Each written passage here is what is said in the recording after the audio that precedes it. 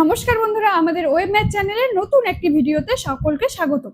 ICDS worker এবং হেল্পারের যে পরীক্ষা হবে 2026 সালে, সেই পরীক্ষার জন্য আমরা ঠিক কি কি রচনা পড়বো, এই কোশ্চেনটি তোমরা অনেকেই কমেন্টস বক্সে করেছো। হ্যাঁ, যে আমরা কি কি রচনা পড়বো ম্যাম, তা আমরা আজকে সেই বিষয়টি নিয়েই আলোচনা করব। মাঝখানে কিছুদিন একটু অসুবিধার কারণে আমাদের একটু ভিডিও দিতে অসুবিধা হচ্ছিল, ভিডিও আমরা দিতে পারিনি। এখন আমরা আবার সেই পুনরায় আগের মতো রেগুলার ভিডিও দেবো, কেমন? তোমরা দেখবে। আর চলো দেখে নেই যে আমরা 2026 সালের জন্য ঠিক কি কি রচনা পড়বো। আর আরেকটা কথা, আমি আজকে যেসব রচনার কথা বলবো বা যেসব রচনার নাম বলবো, তার মধ্যে কিছু রচনা অলরেডি আমাদের চ্যানেলে পোস্ট করা আছে, অলরেডি আমি দিয়ে দিয়েছি। সেগুলোর লিঙ্কও কমেন্ট বক্সে দেওয়া থাকবে, সেগুলো আলাদা করে আমি বলে দেবো। তোমরা অবশ্যই অবশ্যই সেই রচনাগুলো পড়ে নেবে, কেমন? আমাদের চ্যানেলে একটা আলাদা কোর্স লঞ্চ করা আছে, আইসিডিএস এক্সাম প্রিপারেশন বলে। তোমরা আমাদের চ্যানেলে গিয়ে সেই কোর্সটি খুলে দেখবে যে সমস্ত রকম ভিডিও সেখানে দেওয়া আছে। তাহলে চলো শুরু করা যাক। প্রথমেই আমরা এখানে আমি কিন্তু অনেকগুলো রচনা দিয়েছি, কেমন? তোমরা তার মধ্যে থেকে তোমরা সেগুলো পড়বে, ইম্পর্টেন্ট জন্যই দিয়েছি। হ্যাঁ, প্রথম হচ্ছে শিশুদের টিকাকরণ, কেমন? এই রচনাটি আমাদের চ্যানেলে আমি গত বছর পোস্ট করেছি, দেওয়া আছে, কেমন? আমি এটি কমেন্ট বক্সে লিংক দেওয়া থাকবে, তোমরা এটি দেখে নিবে।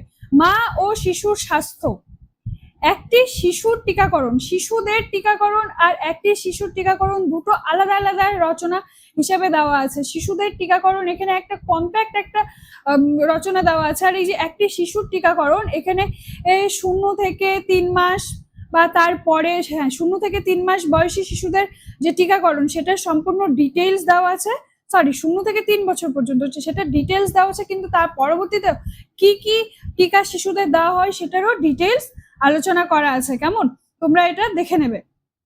নেক্সট হচ্ছে একটি অঙ্গনওয়াড়ি দিদির কর্তব্য সমূহ এবং আপনি কিভাবে নিষ্ঠার সাথে সেই কর্তব্য পালন করবেন। এই রচনাটি খুব ভালো করে আমাদের চ্যানেলে দেওয়া আছে। এবার আমি এখানে আরেকটা কথা বলে দেই, এই যে শিশুদের টিকাকরণ, মা ও শিশুর স্বাস্থ্য, একটি শিশুর টিকাকরণ আর একটি অঙ্গনওয়াড়ি দিদির কর্তব্য সমূহ এবং আপনি কিভাবে নিষ্ঠার সাথে সেই কর্তব্য পালন করবেন, এই কোশ্চিন গুলো প্রিভিয়াস ইয়ারে কোথাও না কোথাও এসেছে, কেমন? প্রিভিয়াস ইয়ারে কোথাও না কোথাও কোনো না কোনো জেলায় এসেছে, সেখান থেকে আমরা কোশ্চিন গুলো কালেক্ট করে করে তারপরে রচনাগুলো দিয়েছি। এগুলো কিন্তু আসা প্রিভিয়াস ইয়ারে বিভিন্ন সালে। এর আগে তো বিভিন্ন আইসিডিএস ওয়ার্কার আর হেল্পার যে নিয়োগ হয় সেটা তো আগে বিভিন্ন জেলার ক্ষেত্রে, বিভিন্ন ব্লকের ক্ষেত্রে আলাদা আলাদা ভাবে হয়, সেখান থেকেই আমরা জোগাড় করে করে এই রচনাগুলো কিন্তু দিয়েছি। হ্যাঁ, নেক্সট হচ্ছে একটি অঙ্গনওয়াড়ি কেন্দ্র কিভাবে চলে এবং সেখানে কি কি কাজ হয়, এটাও এসেছে কিন্তু এর আগের একটা পরীক্ষায়, কোনো এক জেলার পরীক্ষায় এটাও এসেছে। তারপর হচ্ছে সার্বিক সাক্ষরতা প্রকল্প, এটা আমরা দিয়েছি, আমাদের চ্যানেলে আছে, তোমরা দেখে নেবে। শিশুর বিকাশে আইসিডিএস এর গুরুত্ব, এটাও আমাদের চ্যানেলে ভিডিও দেওয়া আছে, তোমরা দেখে নেবে। নারী ক্ষমতায়নে অঙ্গনারী প্রকল্পের গুরুত্ব, এগুলোও কিন্তু আমাদের চ্যানেলে সব দেওয়া আছে। আর আমি বারবার বলছি যে আমাদের কমেন্টে এই রচনাগুলো এবং তার প্রত্যেকটা লিঙ্ক দেওয়া থাকবে পিন কমেন্টে, তোমরা দেখে নেবে, কেমন? তারপর ভারতের শিশু অপুষ্টি ও তার প্রতিকার আর সুসংহত শিশু বিকাশ সেবা প্রকল্প।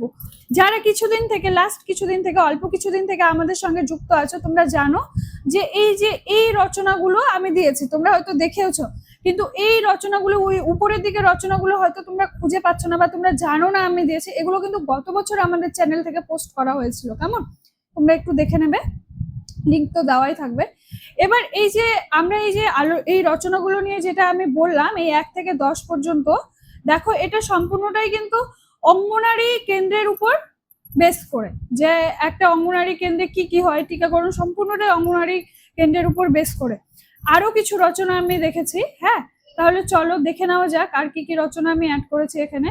দেখো 11 নম্বরে আছে অঙ্গনওয়াড়ি কর্মীর দায়িত্ব কর্তব্য, শিশু ও মাতৃকল্যাণে তাদের ভূমিকা।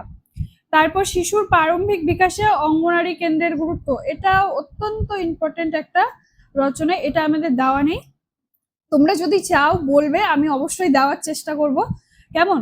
তারপর স্বাস্থ্য রক্ষায় মায়ের দায়িত্ব ও ভূমিকা, স্বেচ্ছায় রক্তদান, এইটি এর প্রয়োজনীয়তা ও সামাজিক গুরুত্ব, এটিও প্রিভিয়াস ইয়ারে কোশ্চেনে এসেছে। তারপর অপুষ্টি সমস্যা ও তার প্রতিকার, নারী ও শিশুর পুষ্টির অধিকার, তারপর রোগ প্রতিরোধে টিকাকরণের গুরুত্ব, এটিও ইম্পর্টেন্ট। এগুলো তোমরা পড়বে এই রচনাগুলো। হ্যাঁ, আমি 30টি রচনা রেখেছি। তোমাদের মনে হতে পারে যে ম্যাম এটা তো অনেকগুলো রচনা, আমি ইম্পর্টেন্ট গুলোই রেখেছি, তোমরা পড়বে। আশা করি এর মধ্যে থেকেই তোমরা পেয়ে যাবে। এই 30টি পড়লে হয়তো তোমাদের আর অসুবিধা হবে না যে আমরা কমন পাচ্ছি না বা আমরা লিখতে পাচ্ছি না বা কিছু। আর তোমরা দেখেছো, আর আমি বলছি যে আমি রচনাগুলো এমন ভাবে দিয়েছি যে তোমরা একটা রচনার পয়েন্ট অন্য জায়গায় ইউজ করতে পারবে। আর প্রত্যেকটা রচনায় দেখবে যে অঙ্গনারী দিদিদের কি কর্তব্য আছে, একটা আর একটার সঙ্গে সম্পর্কযুক্ত, সেগুলো তোমরা ইউজ করতে পারবে। হ্যাঁ, টিকাকরণের ওটা টিকার নামগুলো তোমাদেরকে ভালো করে পড়তে হবে, ভালো করে জানতে হবে। সেটার জন্য প্রথম যে 1 নম্বর 2 নম্বর যে টিকাকরণের যে রচনা দুটো যেটা দিয়েছি সেই লিঙ্ক দুটো দেখে তোমরা দেখে নেবে, কেমন। নেক্সট হচ্ছে ডেঙ্গু ও ম্যালেরিয়া প্রতিরোধে সামাজিক সচেতনতা, নারী উন্নয়ন ও সামাজিক সমস্যা, নারী শিক্ষা ও নারী ক্ষমতায়ন, বাল্য বিবাহ একটি অভিশাপ বা সামাজিক ব্যাধি, কেমন। এগুলো সেই পুষ্টি বা নারী শিশু সংক্রান্ত রচনা এখানে আমি দিয়েছি, এগুলো তোমরা পড়বে, কেমন। নেক্সট চলে যাই, নেক্সট কি কি রেখেছি চলো দেখে নেওয়া যাক। নেক্সট হচ্ছে 21 নম্বরে রেখেছি পরিবেশ দূষণ ও প্রতিকার, যে শুধুমাত্র আমরা অঙ্গনারী সেন্টার সম্পর্কিত বা নারী বা শিশু সম্পর্কিত, পুষ্টি অপুষ্টি সম্পর্কিত এগুলো তো পড়লে হবে না। দেখা গেল অন্য জায়গা থেকে চলে আসলো বা সাধারণ কিছু টপিক থেকে চলে আসলো, তখন একটু সমস্যা হয়ে যাবে যদি আমাদের প্রিপারেশন না থাকে। হ্যাঁ, সেই জন্যই আমি এইগুলো দিয়েছি, এই রচনাগুলো। পরিবেশ দূষণ ও তার প্রতিকার, এটা পড়ে নেবে।